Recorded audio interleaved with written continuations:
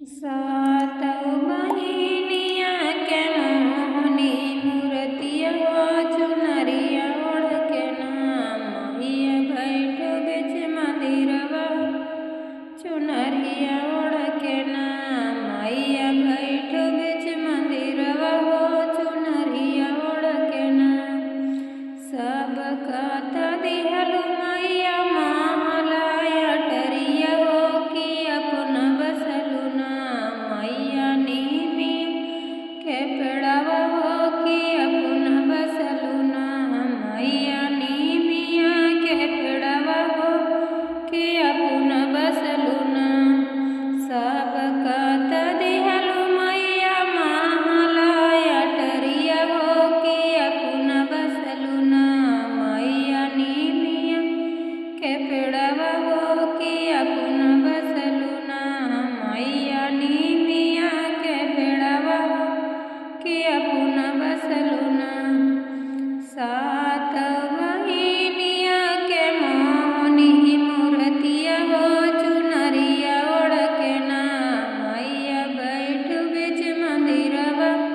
हो चुनरिया ओढ़ के नाम मैया बैठ बिच मंदिरवा हो चुनरिया ओढ़ के नाम सब कत दिहलु मैया लहंगा पटरवा हो कि अपना ओढ़लु ना मैया लाल की चुनरिया हो कि अपना ओढ़लु ना मैया लाल की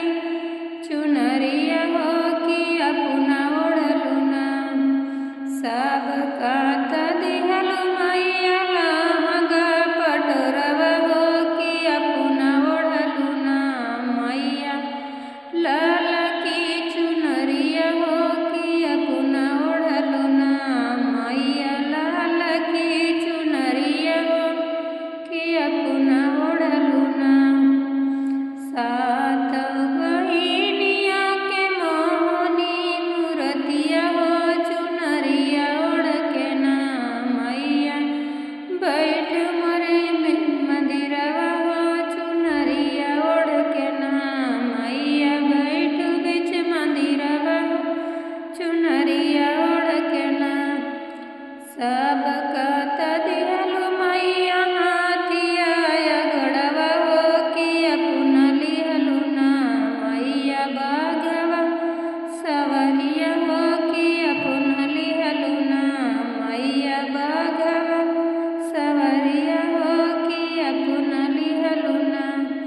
सब कत